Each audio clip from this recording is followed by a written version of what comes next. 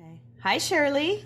Hi, Jackie. How are you? I'm good, but as you know, I'm in the east side of Canada. It's pretty Mm, smoky over here. I've heard and seen the pictures. Yeah, it's devastating. I hope that's not what BC is in for this year, but fingers crossed. Yeah, well, I'm going to do my little plug for fighting climate change right now. Right?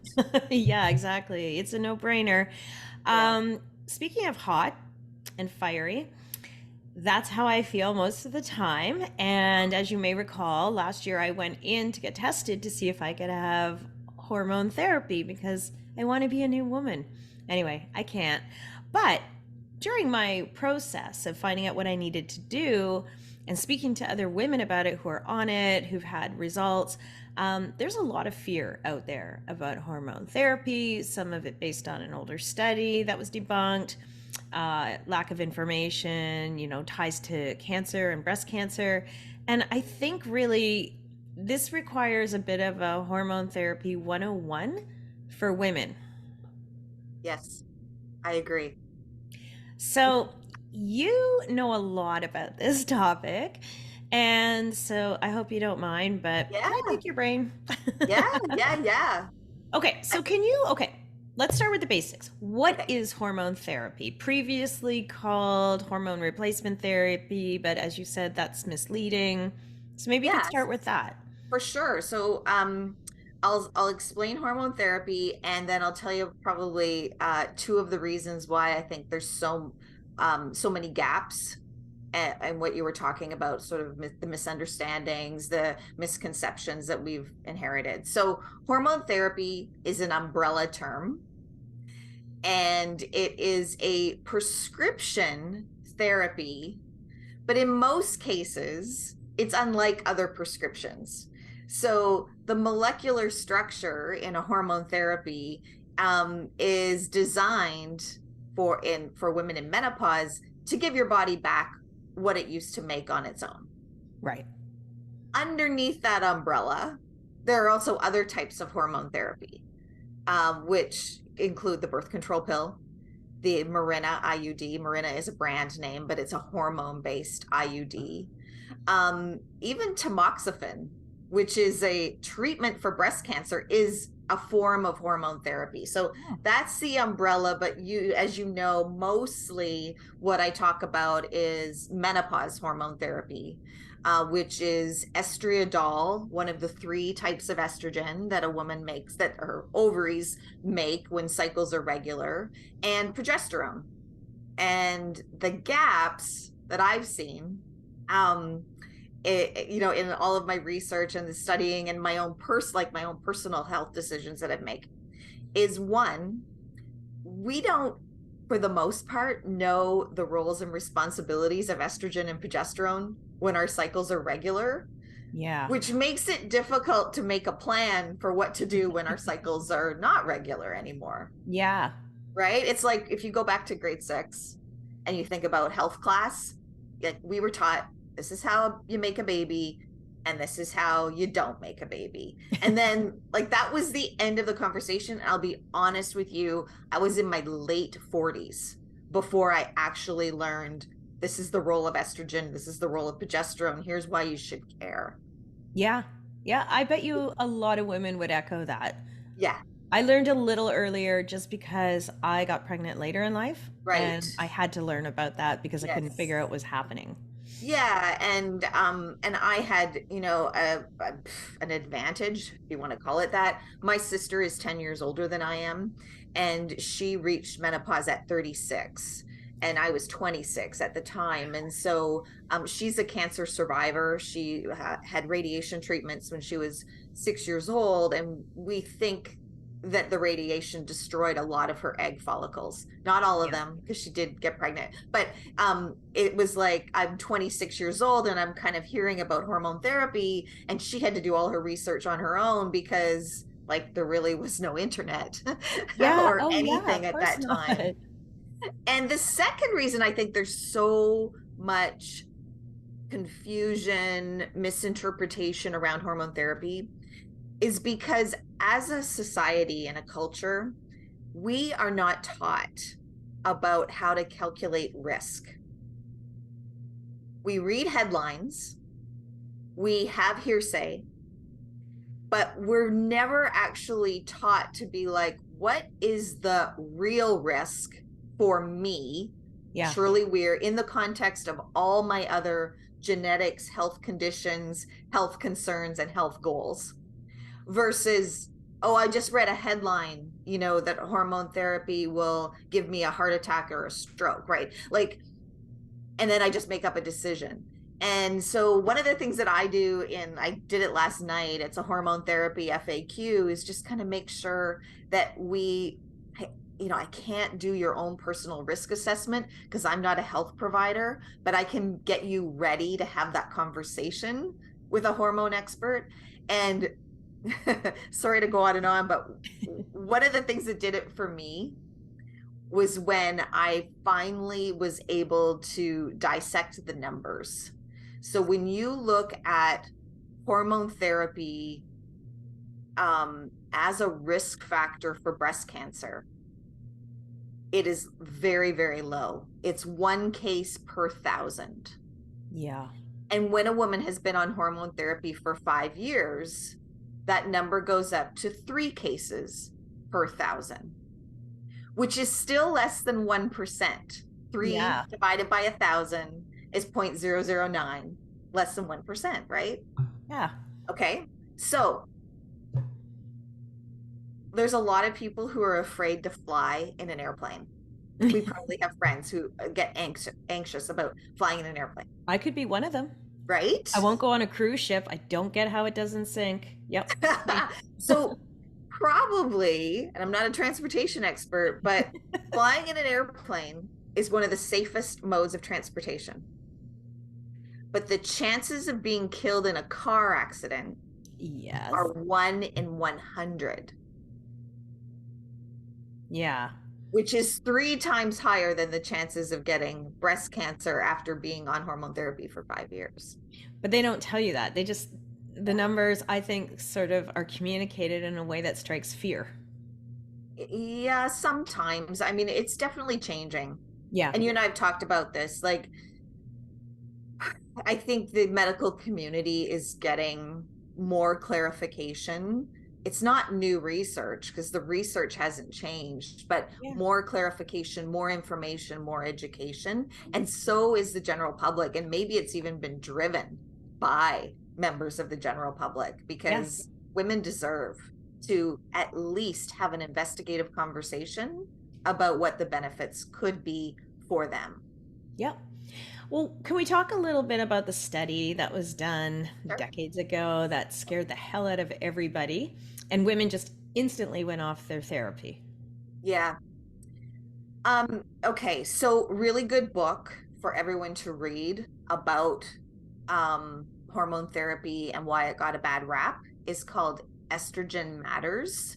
And it's by a doctor, Dr. Avram Blooming and Carol Tavers. So Estrogen Matters, great, great book. I'll do my best at summarizing the WHI study, the Women's Health Initiative study that you just asked about. So the initial intent of the Women's Health Initiative study was brilliant. They wanted to show that hormone therapy was an excellent protective strategy for women's hearts and preventing heart disease. And if you fast forward to today, heart disease is the #1 premature killer of women. Yes. So excellent, excellent intentions. What they wanted to do was to recruit 30,000 women. Half of them would go on hormone therapy, half of them would go on placebo, and they would follow them for 30 years. That's an insane research. That's a huge commitment. It's insane. Can you imagine trying to recruit for that? You'd No. have to go through hundreds and hundreds of thousands of women to find enough people that were willing to take that risk. And for me, I don't know that I would participate in a study like that because what if I got placebo? Like, yeah. So flawed from the beginning. Instead of stopping the study, they continued and they settled on a very, very small number of women who were willing to participate. But instead of being 50 years old when they started, their average age was 62. And they wanted to follow them for 30 Well, years. I can't, I don't know how this study actually got Yeah. revised, but the average age of the participants were in their 60s. So Okay. here's the thing. The study started in the late 90s. By 2002, it came to an abrupt halt. And the reason it came to an abrupt halt was because with those participants that they settled on, they noticed a higher incidence of breast cancer and cardiovascular disease. Well, guess what? When we're in our 60s, the first, okay, so let's just talk about breast cancer. The number one risk for breast cancer is having breasts. Yeah. Okay, like that's your highest risk factor. The number two risk factor is age. So Yeah. they were already predisposed Yep. to those health conditions or concerns.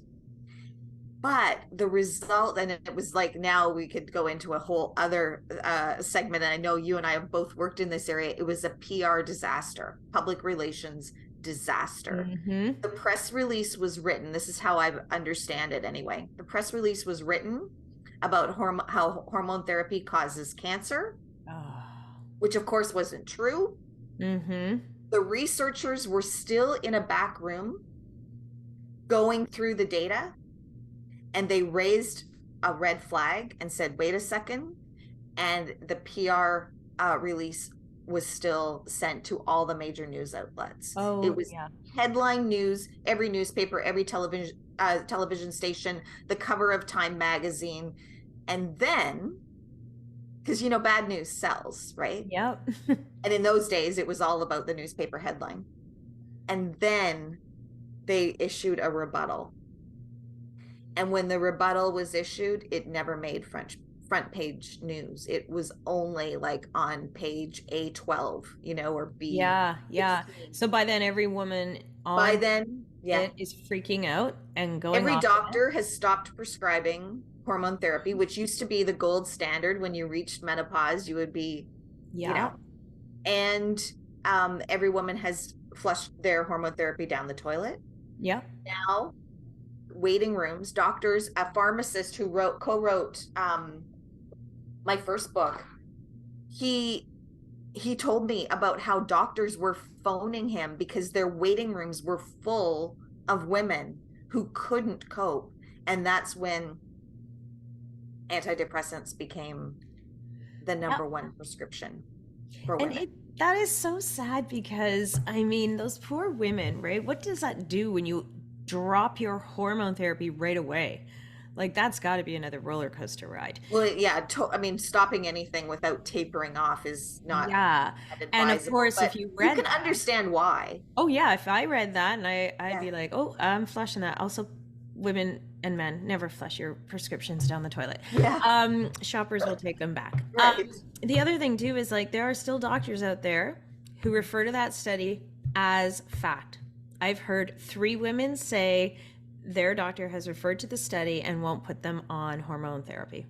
Yeah, and I know what you're saying, and I don't know if I can communicate this well in this platform, but I'm not in the room Mm-hmm. when that doctor is talking to that woman, and I don't know that, generally speaking, members of the general public, even though we are all smart and savvy and we know how to advocate for our own health, I don't know that we know how to respond to that, Yeah. Or interpret that. interpret Yeah. that, or to It could just be. even to call out the doctor, someone that you respect, look up to, trust, and say in a respectful manner. I think that what you're saying today sounds outdated to me, and I'm wondering if we could both go look at the position statement from the North American Menopause Society and discuss that in a couple of weeks. Like, I don't know how many Yeah. times that conversation happens, right? Probably never. Right. I think it happens less than a plane crash. Okay, so let's talk about what the different, like, who can go on it, who shouldn't go on it. Are you comfortable talking about that? Yeah, sure. Yeah. So my job is not to tell anyone to take hormone therapy. My job is to convince women that their health is worth investigating what the possible benefits might be for them. Mm-hmm. And if I was to add a third gap to us not knowing how our hormones work, not being able to interpret risk, the third gap that I would mention is that most of the media and marketing we've received around hormone therapy tends to lean towards treating hot flashes. And treating hot flashes is one of the reasons hormone therapy is approved, but a hot flash is just a symptom of hormone decline. It's not the root cause. So we have to think about what other areas of our life and our health could benefit from being supported by hormone therapy. You know, estrogen and progesterone have gone, by the time you are in postmenopause, I can tell you what the levels of estrogen and progesterone are. And if we understand that those two hormones are very protective of our heart and our brain and our bones and our vaginas, then we can think about, oh, how do I want to invest in my health? So there's three reasons why hormone therapy is approved. One is the treatment of vasomotor symptoms, which is hot flashes and night sweats. Two is the treatment of anything to do with genitourinary syndrome of menopause, which is a huge mouthful, but really means vaginal atrophy, vaginal dryness, urethra health, bladder health, UTIs, just really protecting the pelvic floor, incontinence, prolapse, all of that falls under that umbrella of genitourinary syndrome of menopause.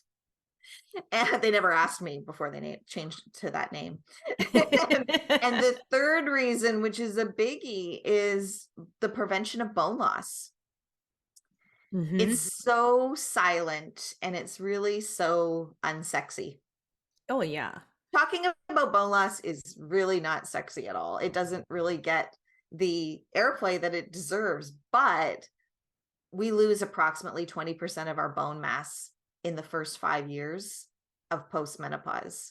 And Okay. so if for That's no, scary. I know. And so if for no other reason, go have an investigative conversation about whether that would support your bone health for the next 30 to 50 years. Yeah.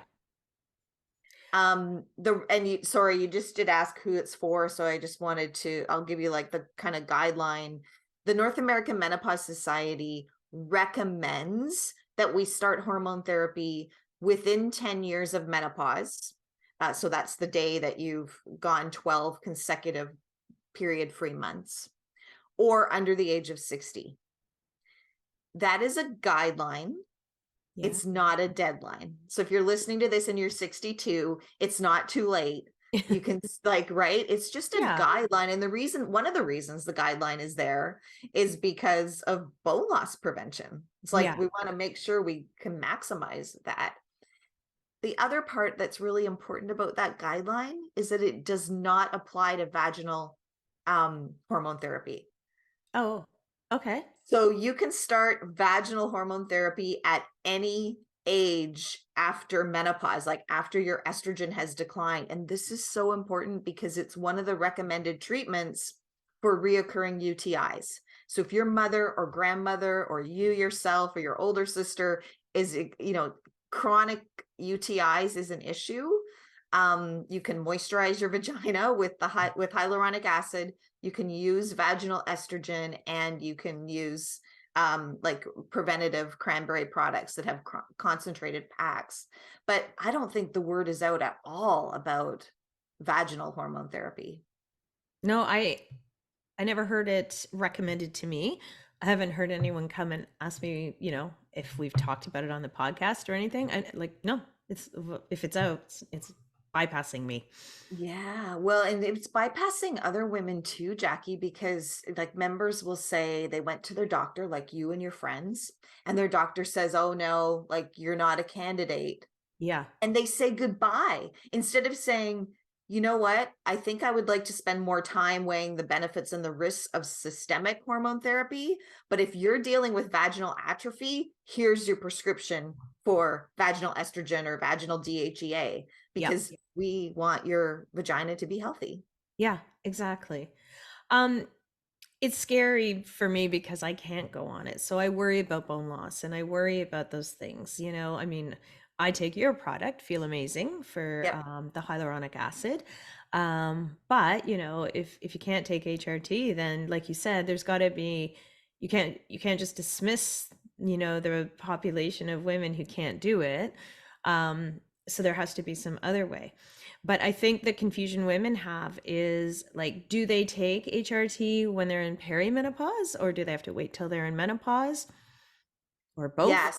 Yeah. So this is where it comes into understanding how our hormones work when cycles are regular. So progesterone is the first hormone that starts to decline. So first of all, hormones begin to fluctuate and Yeah. then decline.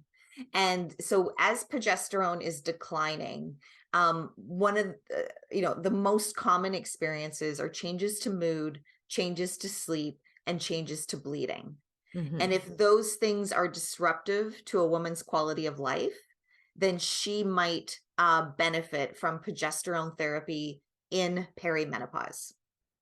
Yeah. But generally speaking, and I say that like with such emphasis because we're all unique and we have to work with a hormone expert to decide what's best for us. Yeah. But generally speaking, a woman would not take estrogen in perimenopause.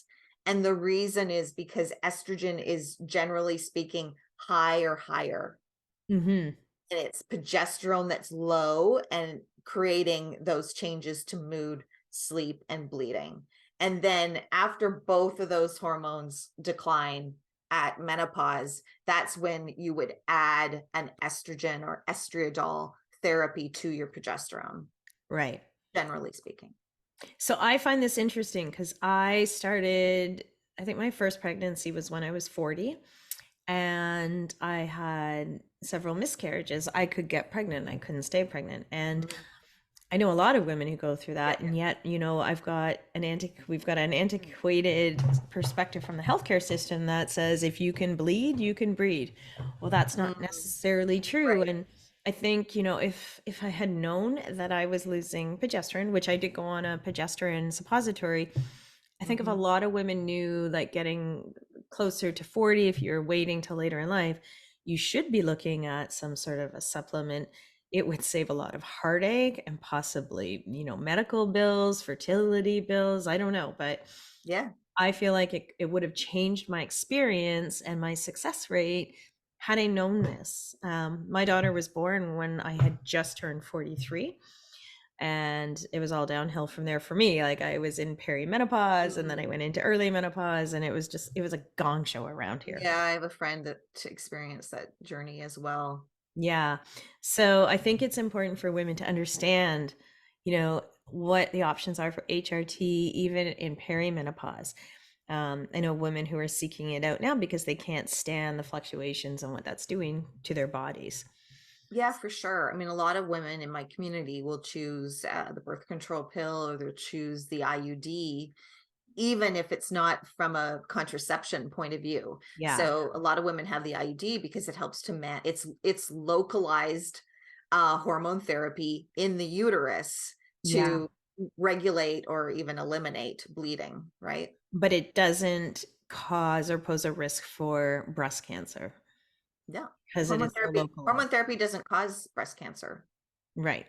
So I just think it's super important to reiterate this because it is the thing I hear the most, is that people are afraid of cancer. And again, I feel like they don't even know where that information came from. It's been floated out there for so long and It's really debunked. confusing. It is confusing. It's really So, confusing. But once you learn and can like listen to me on repeat say, this is what progesterone does for our body, mhm, it starts to become a little closer to, oh, that makes sense to me. yeah, And sometimes you have to hear things a number of times before yeah, it can land. And I totally get that. But progesterone support, I mean, it has hundreds of jobs, but it supports our mood. It supports our sleep. It's not a sleep medication. It no, supports our sleep when it's produced by the ovaries naturally. yeah, And it protects the uterus. So, you need progesterone if you want yeah, to actually prevent uterine cancer. yes, absolutely. What is the number one question you get around hormone therapy, would you say? Oh my One goodness. or two then. I don't know. I did like over 10 last night. Um, what's the number one? I think probably there is so much confusion because of marketing terms Yeah. that have been communicated. I mean, we're the target market for so many marketing initiatives, right? Hmm. But the difference between bioidentical and non-bioidentical is probably one of the things that I have to unpack for women most often. And they're really, many of them are super surprised to find out that bioidentical hormones can be prescribed by any prescriber and they're available at any pharmacy. And even though they're not identical to the hormone, the only natural hormones are the ones that are made in our ovaries. They're not identical to the hormones made in our ovaries, but they're similar. So the molecular structure is similar. Then they're like, oh, so I don't need a special doctor. I don't need to go and spend $8,000 Yeah. with somebody to get bioidentical hormone therapy. And it's like, no, No. no, like this is my progesterone. It's bioidentical and it's available at any pharmacy. Right. Okay. With a prescription, of course. Of course, with the prescription. Yeah. Yeah. Okay. This was a wealth of information, as always, Shirley. So, if anyone has any questions following this, drop us a line and Shirley will be happy to answer them for you. Shirley and Jackie. Yeah, I'll ask you the questions, you give all the answers. Thanks for doing this. Oh, thank you, Shirley, and I will see you next week. Okay.